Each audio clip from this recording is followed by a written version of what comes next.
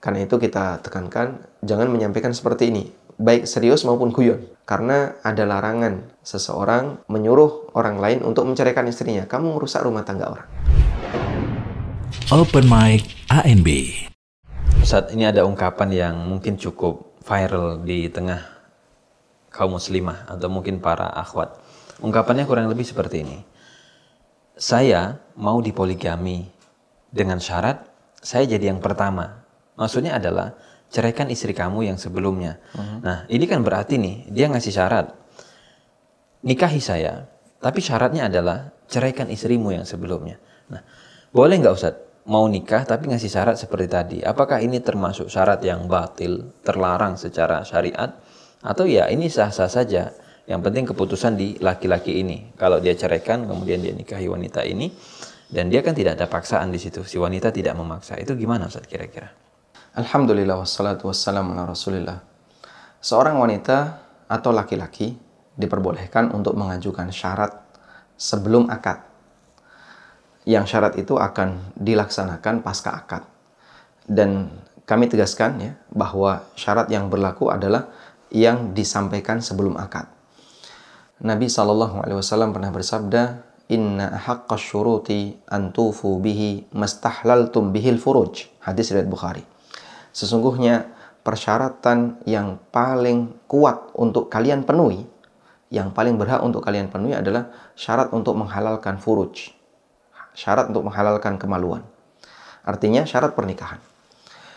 Akan tetapi, tidak boleh mengajukan syarat yang melanggar aturan Allah. Dan itu kaidah baku.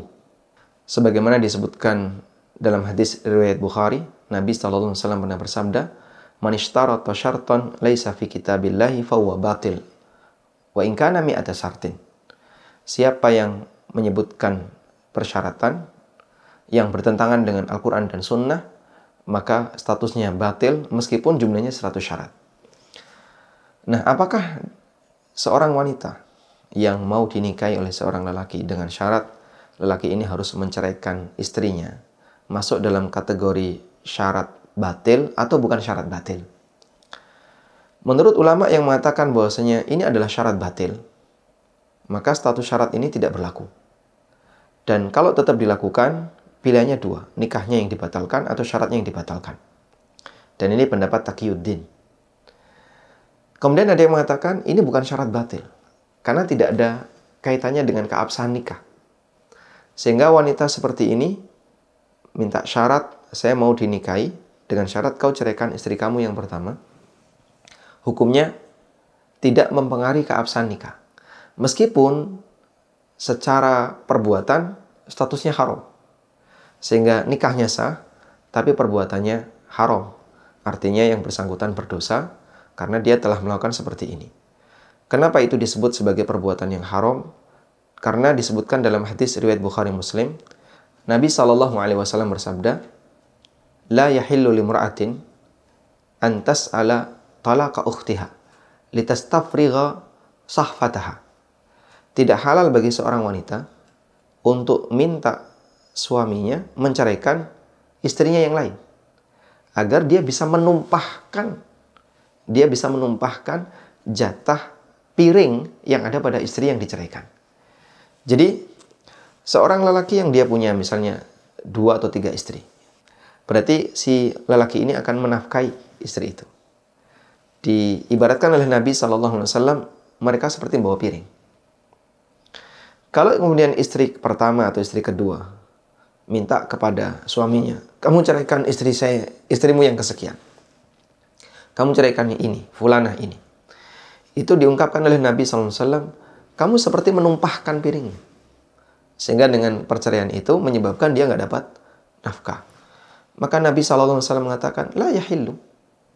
Ini tidak halal. Lalu di bagian akhir hadis, Rasulullah SAW mengatakan, Fa innama laha ma quddira laha. Karena dia punya takdir rizki masing-masing. Kamu punya jatah rizki, ini punya jatah rizki. Jadi nggak perlu khawatir, jatah rizki kamu semuanya sudah ditetapkan oleh Allah. Minta seperti ini nggak boleh.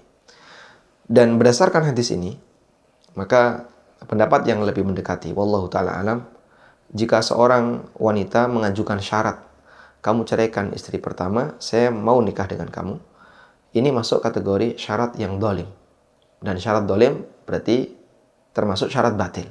Maka tidak boleh ketentuan atau persyaratan semacam ini.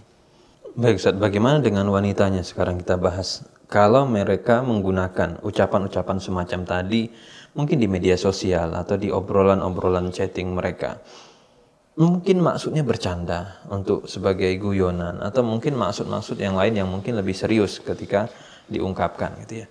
Apakah mereka berdosa, Ustaz? Atau itu apakah bagian daripada menolak poligami atau daripada bagian mengingkari tadi atau melanggar hadis Nabi tadi, atau bagaimana? Karena kan ini biasanya muncul ketika obrolannya, diskusinya kaitannya poligami, Ustaz. Jadi ini semacam jadi kayak senjata seperti itu. Itu gimana? Kalau disebut menolak syariat poligami mungkin tidak.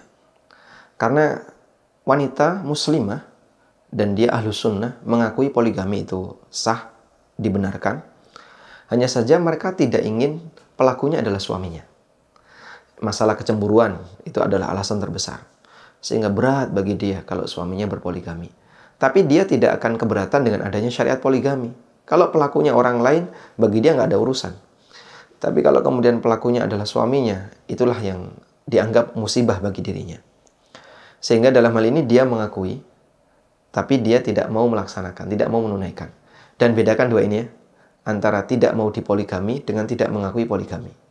Banyak wanita yang tidak mau dipoligami, tapi dia mengakui syariat poligami.